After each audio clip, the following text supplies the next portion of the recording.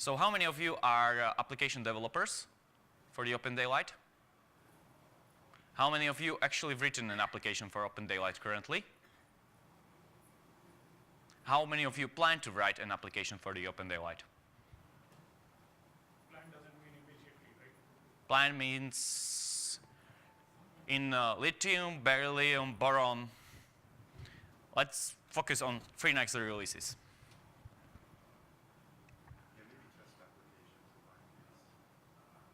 Okay, let's count as an application. Even a southbound plugin counts as an application. Or connector to some other external system.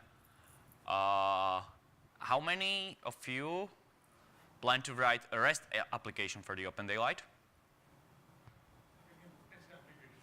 REST, not, yeah, test. So Java application, or that's a bit different. Okay. There will be always difference writing an external application and internal.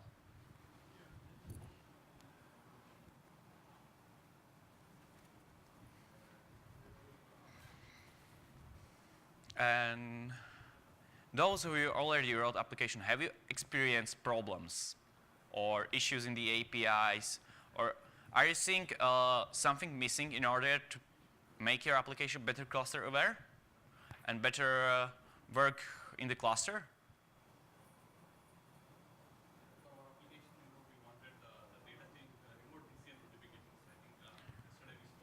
Yeah, the remote data change notifications will be available.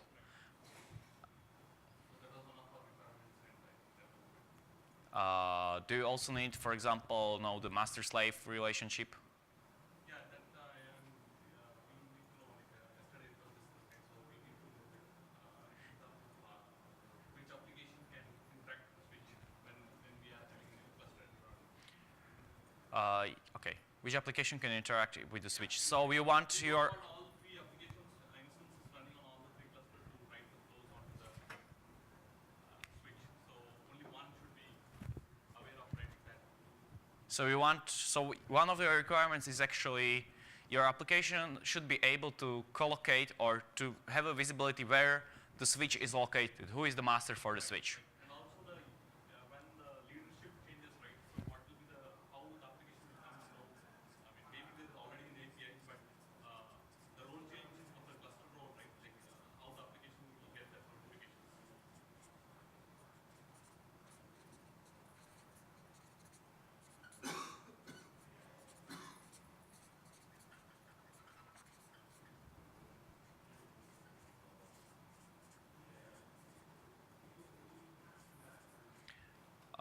Okay, does your application maintain some local state to it? Yeah. How you plan to synchronize that state on the mastership change? Right. So I do thought of 2 ways. Like one is like assuming that the follower becomes leader at any instant of time. The MD-SAL data, I mean, we have all the data replicated to the MD-SAL, right? Yeah. We can Read the data from the... Okay. Notification. There's one mechanism. The other one is like using the remote vSyn also we can, we thought like, we can update our internal. Yeah, so one of the problem of the application level clustering is when the application creates a local state. The local state is unknown to the system, and depending on the type of the local state, your application could be easily made cluster aware or migrate through the cluster, or it would be hard for us. So if your local state is actually derived from data change notifications you observed, then you should be pretty much safe, because once you are using the remote DCNs, that state is created on the other node, or if you are using normal DCNs and data change notifications, and you get an initial event with original state, so your state will be recreated. In that sense, you are a bit stateless, because you are just maintaining a cache practically in your application. But if your state is created using notifications, RPCs, and based on ordering of that, you need probably, as you mentioned, you need to store your state information into the data store and design that way that so your local information could be replicated across the cluster. So that's one of the things which you need to always consider when you are developing the application is, do I have a local state? Is my local state easily recomputable if, from data store state? Or is my state created from some other events which are not persisted and are not replayed on all the nodes, which means RPCs and notifications. So, I mean, like, can you, maybe you could already explaining, but can you just bring out the differences? Like, if the application maintains local state, what it has to do, and if the application can derive the state from the external data store, okay? What are the differences each application has to do? So for application which maintains a local state, we don't have a solution yet, basically, because your local state could be pretty much anything. If applications writes to the data store, your state is described by the yank, you get all the clustering goodness of that. But if your local state, if application maintains your local state, it could be just a caching. But it's caching of your own data structures you designed, or it could be caching some other different structures which are actually hard to replicate across the cluster. So the local state is a really dangerous thing. Some of them could be automated, could be transferred across the cluster if we provide the correct API and you make sure it's serializable or that way. But we cannot move all the local state. So they will be always, if we provide you API to actually synchronize different state across the cluster, there will be always the limitations where, what state you can synchronize across the cluster. And actually, the idea of this topic is to figure out how to help you.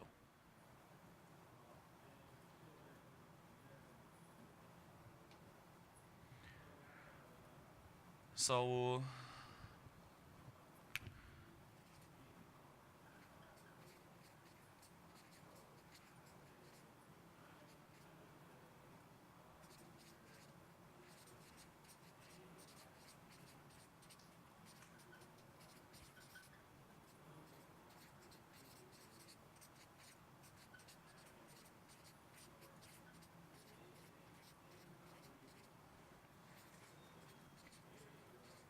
other thing is actually how you want to manage the workload of your application inside the cluster. As the application, usually they are, I would put it, there are at least 3 different patterns of the workload. How you do the workload in the application, which is a active standby mode, the simplest one. Then there is a master slave mode. Basically, your master application, your master instances does something, and slaves does some supporting functions only. But the master determines what will be done. But slaves could actually still be used to provision information to the local nodes. So you have an application which master node, which does, for example, the computation, and use the slaves collocated with the OpenFlow switch masters to push the flows down. That's the other way, actually, how you scale application. Or you could go into the stateless mode, or you could shard your application, where basically you have a masters per some logical sharding element in your application. Imagine if my application is processing the topologies. My application is processing the topologies, and my application could process and correlate different types of the topologies based on the user configuration. I want to shard actually my application based on the topology. So my application have multiple instances, and the instances and for per topology in master is collocated with the affected topologies master. So in that case, actually, I'm sharding my application into small logical pieces which could work in parallel because they are working on different data sets. So these affects actually how you structure your application affects how you could perform and your application work in the cluster. The other way is, the other thing you could have is router pattern, where basically you have multiple instances and you have one master instance which distributes the workload between these instances. You can have a worker pool pattern. So it really depends what patterns will be common and probably what patterns will be most interesting to the people in order to provide you a good enough API for the use case.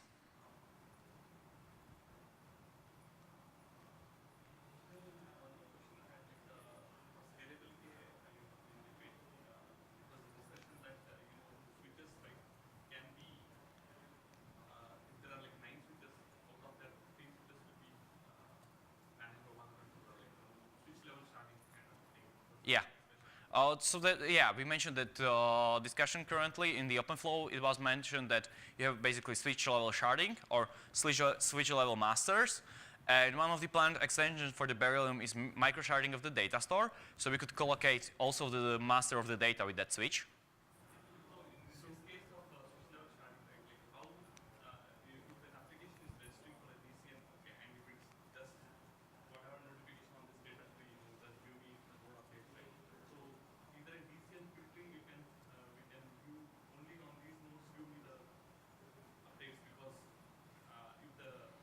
So yeah, I see. So currently the data change listeners, when the remote data change listeners will be enabled, the remote data change listener is opt-in API. So normal data change listener API currently available will deliver you events only if you are on the master. So you could still use remote data change listeners if your application is able to receive the data also on the followers. But if you need your application to be notified only on the master of particular shard, use APIs which are already available to you.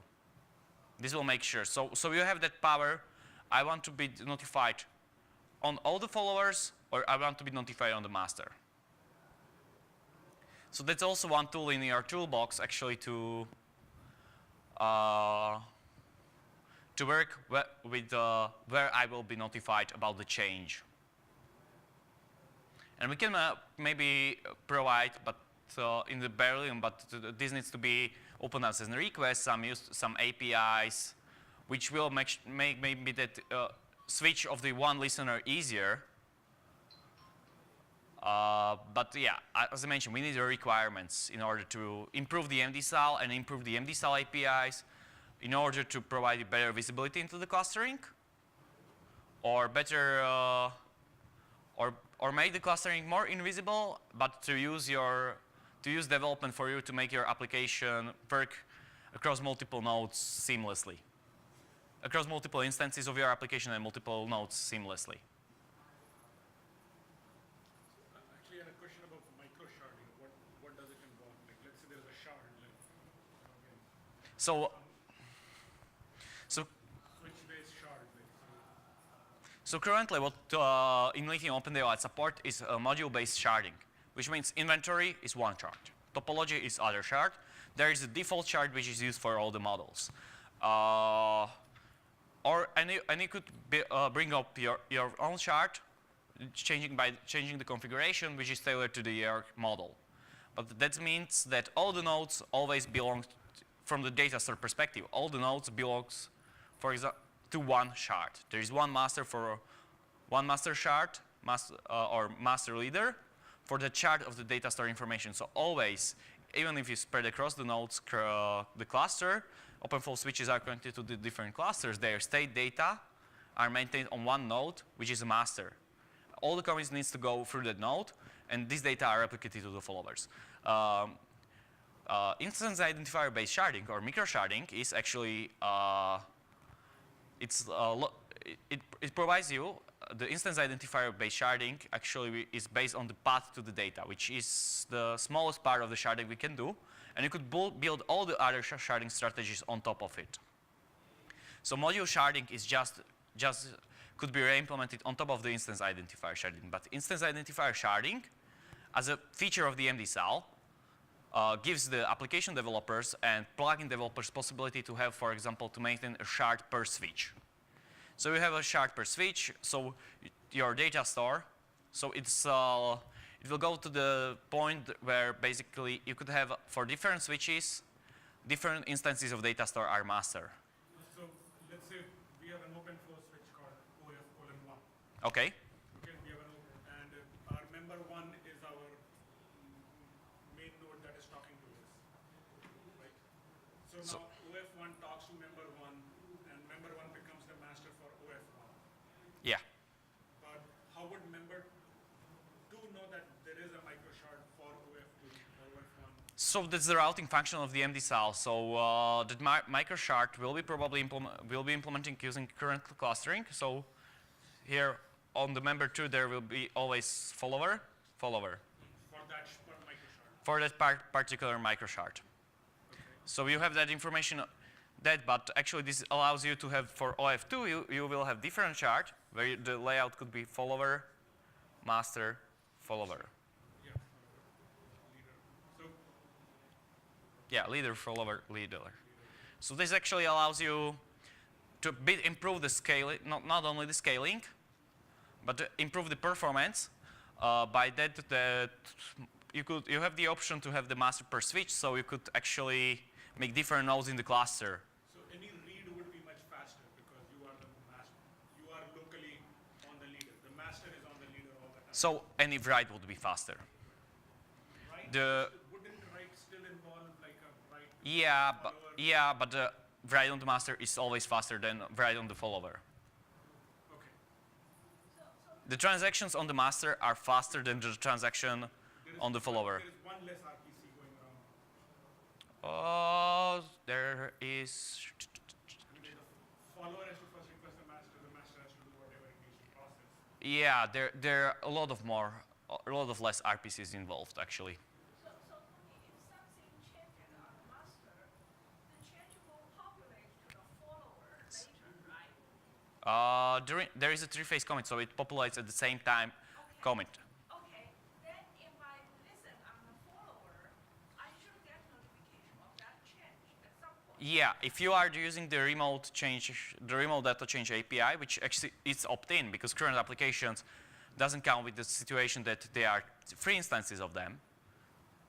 If you use the APIs to listen on the follower, we will support that. So we will get a notification on the follower to receive about that change. Right, but it's the same change. Yeah, it's the same as which happened on the master, because it's for that switch. So you have still a consistent view of the world, even of the followers. So why would I need a different API to listen to the local one or the remote one? So the API is similar. There is one. You will implement same methods. The difference is only in the name of the class, because there are applications which want to work only on the master, collocated, and there are applications which don't care where that notification is delivered. It's about your programming style much more. Okay, what kind of application would only want to listen on the master? For example, if I do the workload sharing and my application is written in the stateless way that I just listen on the notification, change something, and write something back to the data store. In that case, I would listen only, my application could run on multiple nodes, and here I can process events for the OpenFlow switch 1, and at the same time I can process events from the OpenFlow switch 2. At the same time I can process events for OpenFlow switch 3. In my application, this application doesn't need to communicate with itself. It stores data to the data store. If I had my application listening on the remote changes, in this use case, all my free instances will be delivered the same change, will compute the same data, and try to write same data to the data store while doing the same work 3 times. And actually, 2 of them will end up with conflicting write. Because already someone wrote that data, and before the data wasn't there, so you will end up with concurrent modification exception. So yeah, so that's why there is possibility to listen only on the master, to not repeat the same work twice or thrice. And in that case, basically, you are scaling your application a bit differently.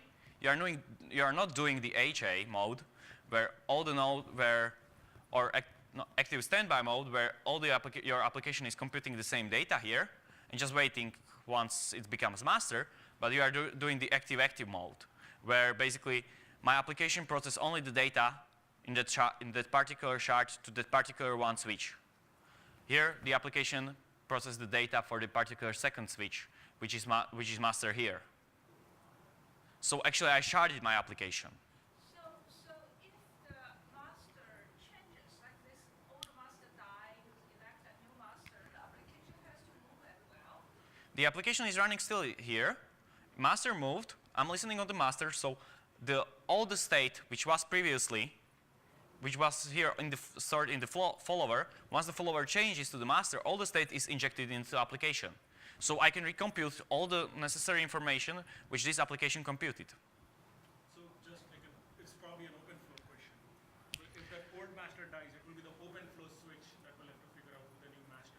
No, OpenFlow doesn't let the switch figure out who is the new master. That's true. What you mentioned, that's true for the PSEP protocol. OpenFlow protocol is designed that controller decides which instance is the master. So now that like the remaining two will have to figure out who controls the. Yeah, there will be a voting, draft, and then probably sending down to the switch I'm master. And then the application will have to assert mastership of that shard now. Because that shard was originally mastered elsewhere.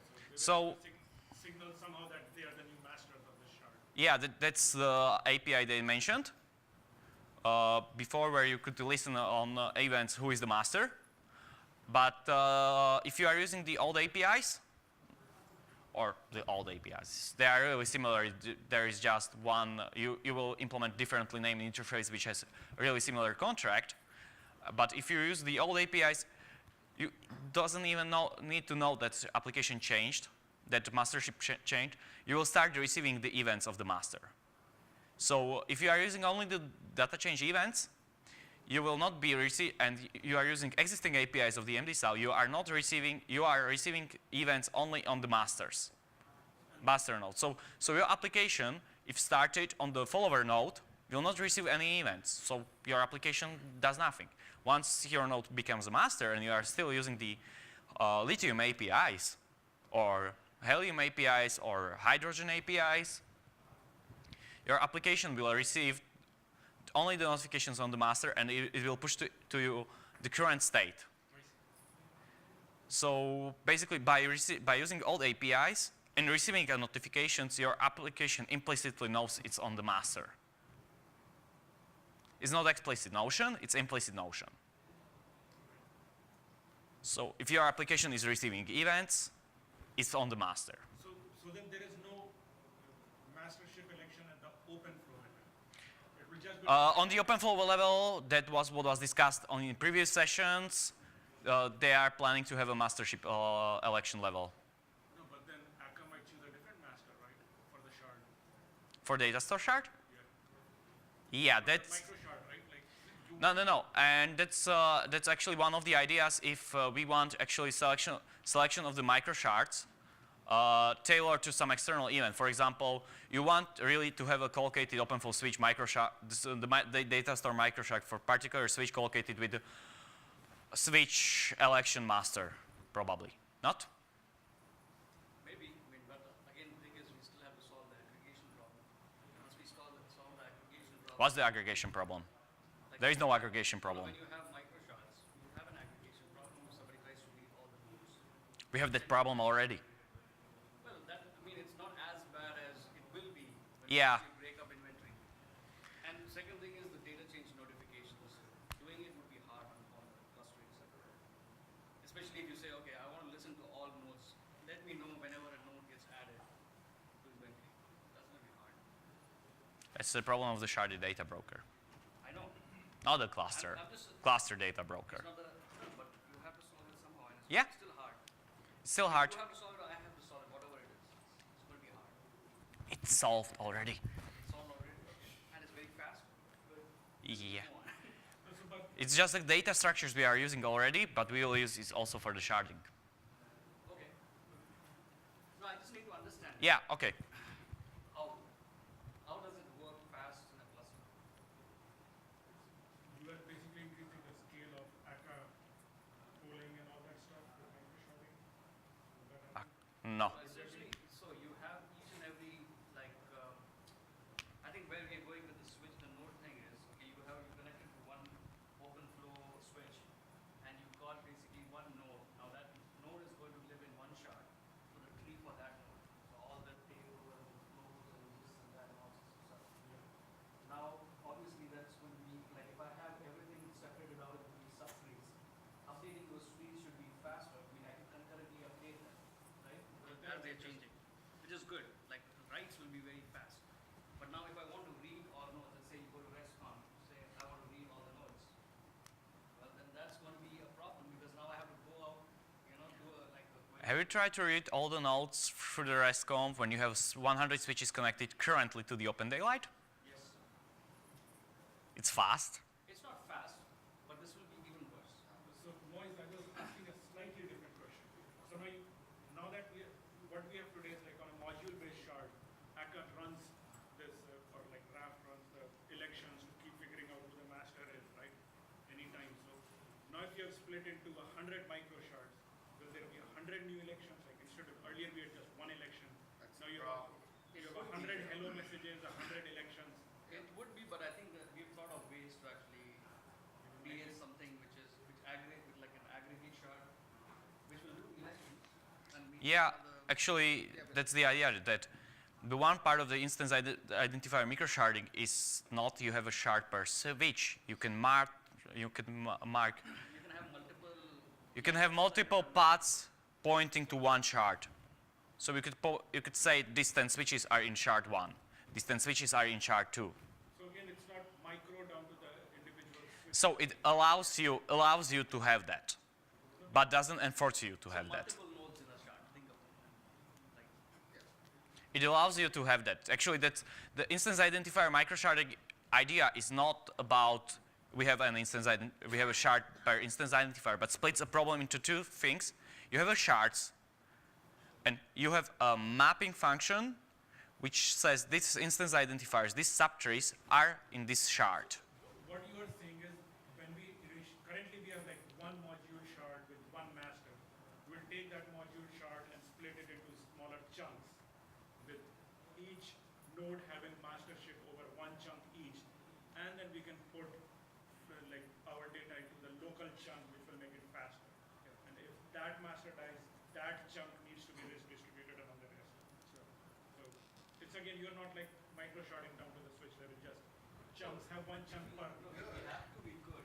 If we Actually, put it in need around it, but it's very Not so each shard would not do its own election. I mean that's what you want to avoid. so actually, there are two things. The one is the front-end side. The front-end side has a mapping, which allows you to have both types of the sharding, which is I have a shard per switch. That's MDSAL SPI side. You can have a shard per switch if you want to, or you can have a shard which is mapped to 10 switches. So what MDSAL is maintaining is actually, and will be maintaining, is a tree. Instance identifier a tree. And each of these nodes in the tree could point to the shard to which in which they are stored. So this tree could point to the shard 1. And I decided I want a shard per topology, so I can have here topologies in that tree stored. And now we are at the really microsharding. Each one points to an additional one shard. So actually, this decouples the shards from how you map the data to them.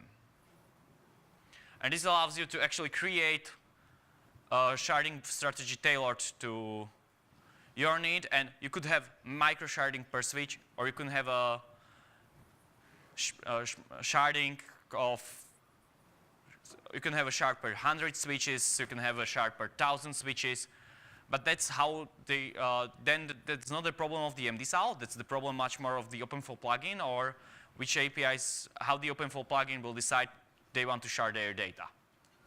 Tony, did you go over what exactly consumers would have to do as far as like a user of the API? The user of the API uses the same API. I mean, they are not using this API, right? No, this API is for this is SPI. This is not user level API. This is SPI, which is much more for power users when I want to affect my sharding strategy, or I need for my southbound plugin I need this sharding strategy, or for my southbound plugin and my users this sharding strategy makes sense. So if the OpenFlow plugin decides, for example, to have a shard, to have the number of the shards is the number of the nodes, and it will use and then basically it will decide that, okay, I have 3 shards for the OpenFlow. It actually makes sense to have if we have a 3-node cluster, it makes sense to have 3 different shards for inventory. And it will map the switches connected to, No, here's the thing which I was trying to get to. So most application developers, they don't have to do anything different than Yeah. what they're doing today. They don't have to do. Now, what you're proposing is an SPI. It's much more of SPI level. Sharding SPI. Okay, it's That's an the SPI. But micro sharding SPI. Okay, but if somebody wants to actually do some custom strategy, then they have to be aware of the SPI. Yes. And those are likely to be also application developers. Like if you think about OpenFlow plugin as an application. Yeah. Right? They need to do that. And the part is that what we are proposing in the NDSAL is SPI, which allows you to do that. Which allows you to do that or that. But that's not common function. That's just a hook for you for the clustered data store or for the Akka cluster data store, which allows you to provide these different strategies for users. So they will use the clustering SPI. So clustering SPI will actually So how provide this strategy. let's say OpenFlow plugin wants to go ahead and do this by themselves, where they want to put each node into a separate Yeah. microshard. And so what would the steps be for them to actually get that to happen? Would they So- have to define a new strategy, sharding strategy on the cluster data store side? So on the cluster data store side, they need an API, which is to create a new shard across 3-node cluster and register that for particular switch. So yeah, they need to create a new cluster strategy. They have to create a clustering strategy. Yeah. Cluster data store should have some API which lets people do that. Yeah. But once they do that, then they'll be tied to the cluster data store. Yeah, that's cost for it. Actually, if you think about that, I am affecting sharding. You are selecting the implementation of data storage. You cannot get around that. Yeah, but isn't that actually a problem? Because right now, people can write an application and they can switch between in-memory data store, cluster data store, and some other data store. So it depends on the type of the application. And yeah, we can figure out that the APIs which will work for single node in memory data store also. The common APIs how to do the sharding. What I am proposing, which is the patches to the controller currently, is that low-level API which makes that possible. It's not the end-user API. Tony, we already have, there's already a file to configure written sharding strategy. Yeah, there is a file. This is not file is not an API in this view. But I think was the original design. The original design was that. Was a file. Okay. Because so what would you, when you said OpenFlow wants to microshard inventory, so I'm assuming you mean the inventory nodes list, top-level nodes list?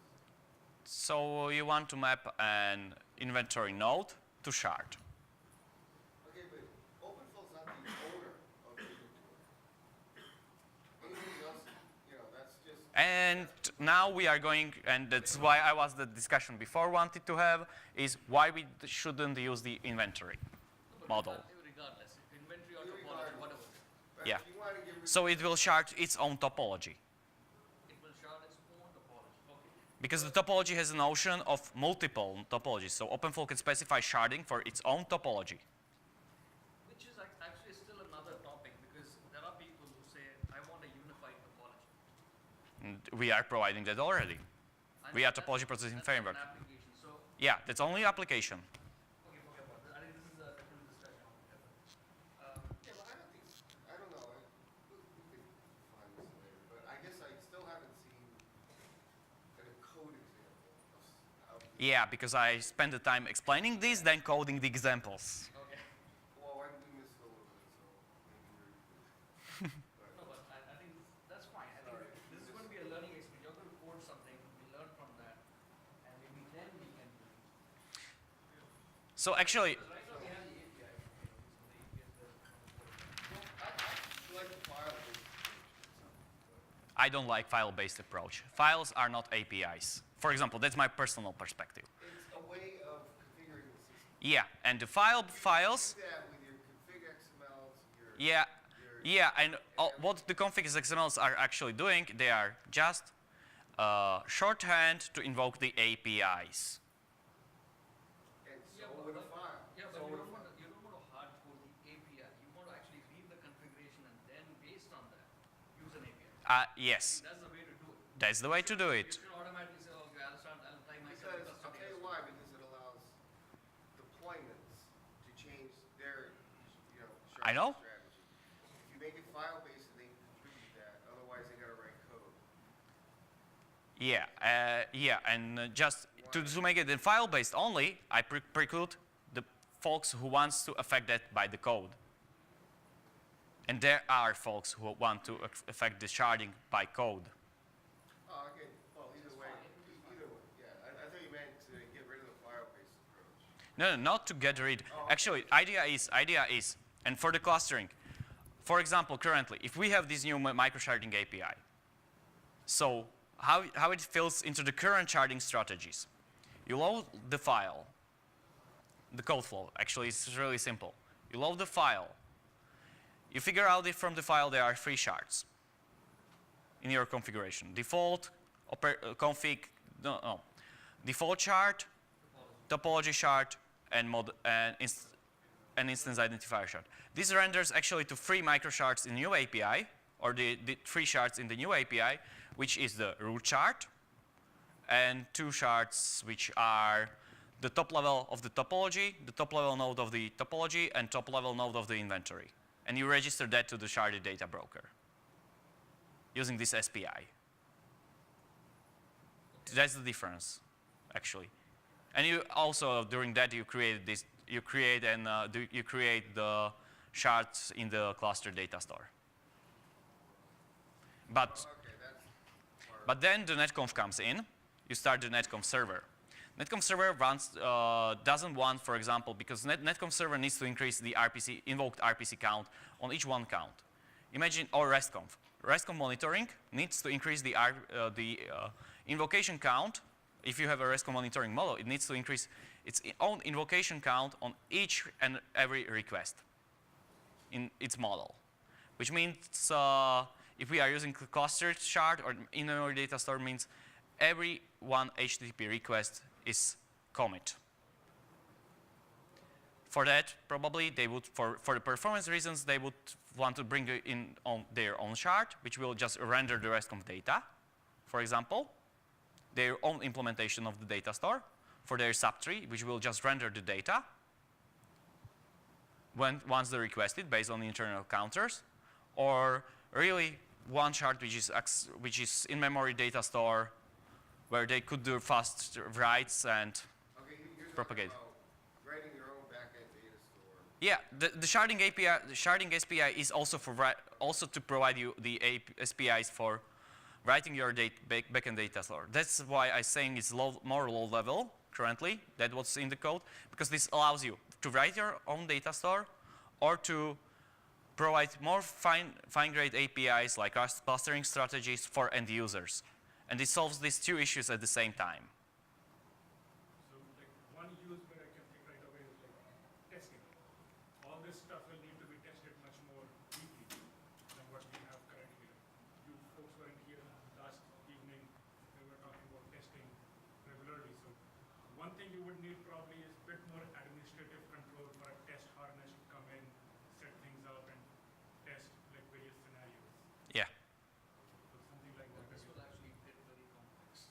So that's why we cannot leave it to like chance. Like right now, all follower leaders is chance, and the test robot test has to figure out who the leader is, who the follower is, and then run test accordingly. Change in the process of the test. So here you will have to first like have more administrative control so that you can test various scenarios easily. So yeah, in that case, you will probably, we will not run the raft election, but you will bring up the clustering data store in the test where you have the SPIs or exports you some knob, little knob to change the master slave, and you have that administrative control. That we have introduced already. Like we have a policy, draft policy based on which the data Okay. Wasn't aware of them yet. Yeah, but yeah, this actually allows you to do the testing, or you could actually, in that case, you could for some switch bring up the. You will have to like probably start at the unit test level itself. Yeah. Like wait for the integration test to come in. You'll have to do unit testing appropriately for this, and then. So I guess, but then we're taking the leader election out of it, which is a very critical part. So the SPIs. So I guess you have different. I'm talking about. Sorry, we're getting off track. But testing. You will have to discuss testing when you are introducing something as complicated as this. We don't want to lose testing leadership. Because if you do that route policy, you take a leadership election out of it. Then you have to Then you have no test specify. for it. You have What you really want is a longevity test where you do get a leader election. Say in over 8 hours, that leader should never change. Anyway, but that's Yeah, there are different things we need to test. Yeah. Really different things. yeah. But again, my thing is we should keep testing discussions as part of this. We cannot push them off of later. But there are important Yeah, considerations. for all this stuff, we should get in the habit of figuring out how we're going to test it. And writing integration tests along with it, because that's usually how you do it. Because I think I think I have a better understanding. Explain. You want to, maybe another Could you, perspective. I yeah, think I could you do. explain that in your own way? I think in I your do, way? But I would like Yeah, and actually explaining it in your understanding is helpful because I can see if I miscommunicated. Okay. So let me make my points here. I think see, the SPI has nothing to do with really micro sharding at all. In fact, all it says that it could be used for micro sharding, but all you're doing is you're saying this Yang instance identifier, the data for that will belong in this shard. Yes. You can go ahead and specify that. And what it lets you do is now, just if you want to have a shard, where you want to have a bunch of information, totally unrelated even, you can go ahead and do that. Today, I can't put inventory and topology data into one shard. With this SPI, that's going to be possible. So we could put the OpenFlow topology and OpenFlow inventory into one chart. And the other thing not is, that you want to do that, but For example, if you are running just OpenFlow application and you are just OpenFlowing in the inventory, and you have the OVSDB topology, you want that maybe separately, but you want the OpenFlow topology, which is learned by the LLDP, and export that in one chart. Maybe, maybe not. Depends. anyway, but it'll, Depends on deployment usually. second thing is, for most application developers, the API doesn't change. They are not aware of this. This is not a problem for them. Producer consumer API has nothing to do with that. So we don't need to worry about that part. And this is a complex API that's being used. Right? The other thing is, we can have multiple data stores under the same logical tree. Yes, that's the idea. Which is another, That's data tree sharding. That's why it's called data tree sharding. You have multiple data stores under one logical data tree. correct. And which is something that we wanted. You want to have something in memory local. Or BGP, I think that is a good case. And then we want to have all the statistics data retrieved from Cassandra, which I could do that now. And whatever we do with the clustering, then we continue to do that as usual. Nothing changes. In fact, I think no, that makes it very flexible. So Yes. Hook in your own So- SDR, whatever. Yeah, really you got the concept. The concept is the data broker is not tailored that there is one data store implementation. It provides you a data namespace and gives you an APIs which lets you to specify where to fetch that data. So TSDR could be integrated directly, and you will access it as a normal NDSAL, even if it's backed by Cassandra. The other thing which maybe allow you, when you are doing the integration with the customer system, you need to have a Yang model, for example, and you need to have a Yang model of the subscribers. And your customer requires you to actually have that subscriber information stored in the SQL database. You will bring the SQL backend, or you will write small plugin which will go and fetch and read data from the SQL database, connect to the Oracle SQL, from the MDSAL application, user still sees it as it was originally stored in the cluster data store. So this allows you this is also for developers to actually bring the connectivity and export different systems in the data tree, into the Yank data tree, but also for integrators to connect with various data sources more easier once the requirements will pop up. And you will see that people in the enterprise or SPs will not be comfortable just storing every data in not the cluster data store. They have their own requirements. All the data needs to be stored, or all the user data needs to be backed in our server disk, which is monitored, and so on. So that is all the flexible part. Here's what actually got us all confused. Because what we started off saying is there will be no reads. You need to have data change listeners, and That's the different part of the story. okay, now explain that story. I mean, how does that affect users? So the story behind these are about new proposed Beryllium APIs. The story behind having a reads and don't having a reads and having the data change events. Once you introduce this strategy, it's harder to do reads. That's what you asked. Reads will be available. Reads will be available, but the cost for the read is, even now, the cost of the read is sometimes larger than it seems, and it was in the in-memory data store. The read in the in-memory data store, if you are running in the single node, No, it depends. it depends. If all your shards are local, it's going to be about the same as in the Yeah. data store. If the leaders are local, Yeah, if you hit the multiple shards, it's a problem. it's not that much of a problem. Yeah, This one. Anyway, yeah. But the idea, there is a new set of the APIs proposed. If we are discussing these APIs, I may have something to share about that. I think that's the part which is we don't like. The sharding API, I think, is okay. Yeah, the sharding tree API, I think is I mean, we don't straightforward. understand. Sorry. No, we don't. I shouldn't say we don't like. We don't have We a don't full- understand. We don't have the full story. Yeah. So the other part of the APIs, We don't know if we don't like it. you will like them. No, because that is more consumer facing. Am I right? Again, whether it's like, will this proposal be like documented on the wikis in there? See, Those who are it's not- already well documented in the code. No, I think that APIs are there already. there has to be some. Oh, yeah. Yeah, and what? Well, it may be in a wiki, but how do you find it? That's another story. And that's why I want to move out from the wiki and actually have this proposal hosted in the repo, and all the documentation hosted in the controller repo, so you have code and documentation in one place. But that's the different story. Just find yourself a Googling expert who can No, formulate the right query for you. So we suck at one thing, which is we have a lot of documentation at a lot of places. Hard to find. contradicting documentation. That's why if you have it in one place, reviewed. Did we get the best of it?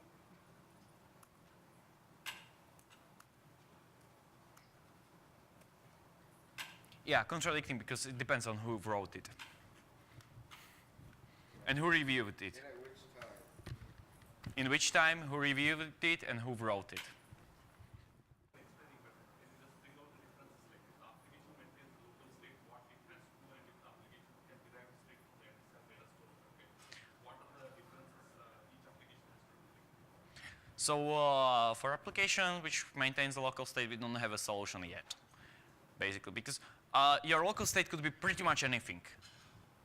If applications writes to the data store, your state is described by the Yank, you get all the clustering goodness of that. But if your local state, if application maintains your local state, it could be just the caching.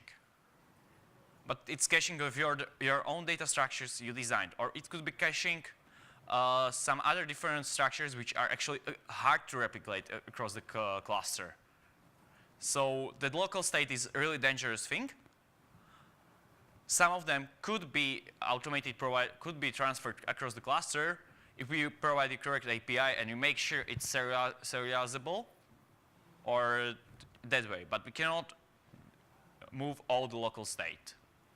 So they will be always, if we provide you API to actually synchronize different state across the cluster, there will be always the limitations where, what state you can synchronize across the cluster.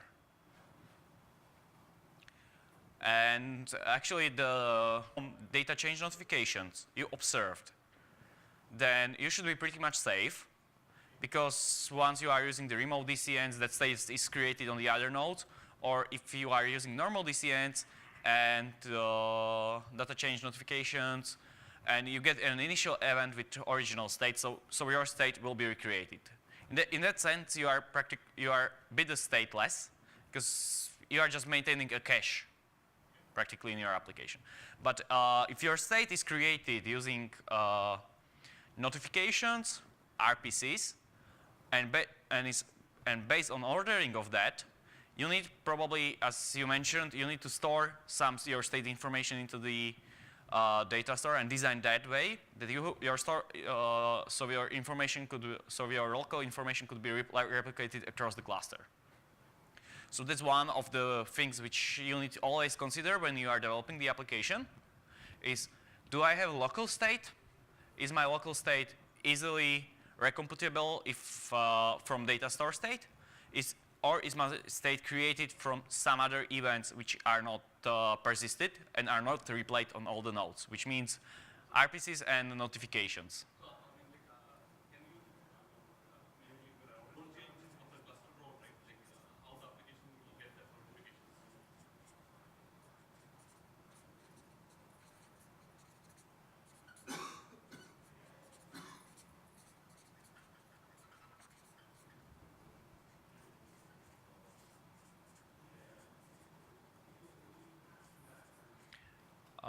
Okay, does your application maintain some local state to it? Yeah. How you plan to synchronize that state on the mastership change? Like, so I do thought of two ways, like one is like assuming that the follower becomes leader at any instant of time. The MD cell data, I mean, we have all the data replicated to the MD cell, right? Yeah. We can Read the data from the. read the data from Okay. from notification. That is one mechanism. The other one is like using the remote DCN also we can, we thought like, we can update our internal. Yeah, so one of the problem of the application level clustering is when the application creates a local state. The local state is unknown to the system, and depending on the type of the local state, your application could be easily made cluster aware or migrate through the cluster, or it would be hard for us. So if your local state is actually derived from, so how many of you are application developers for the Open Daylight? How many of you actually have written an application for Open Daylight currently? How many of you plan to write an application for the Open Daylight? Plan doesn't mean immediately, right? Plan means in lithium, beryllium, boron. Let's focus on 3 next releases.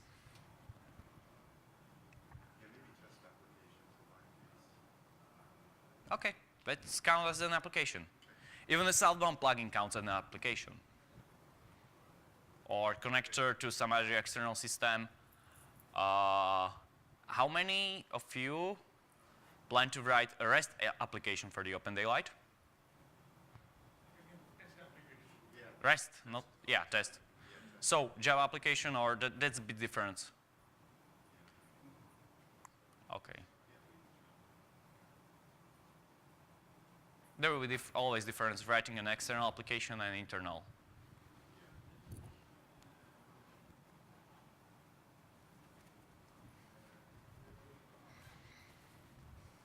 And those who already wrote application, have you experienced problems or issues in the APIs, or are you seeing something missing in order to make your application better cluster aware and better work in the cluster? For our application, we wanted the data change, remote DCN notifications. I think yesterday we spoke that we want. Yeah, the remote data change notifications will be available. So that was one of our requirements, and I Do you also need, for example, know the master-slave relationship? yeah, that we need to know. Like yesterday it was discussed, right? So we need to know that in terms of between